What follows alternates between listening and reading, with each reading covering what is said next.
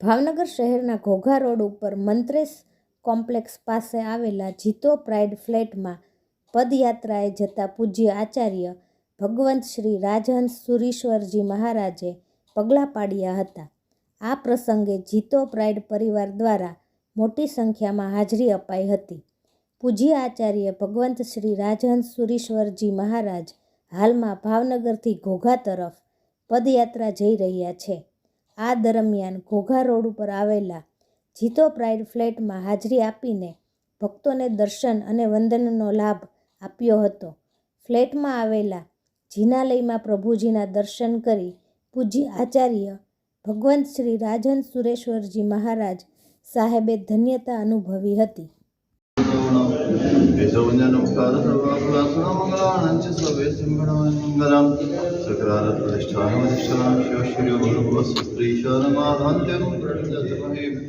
Mangalam Shrimad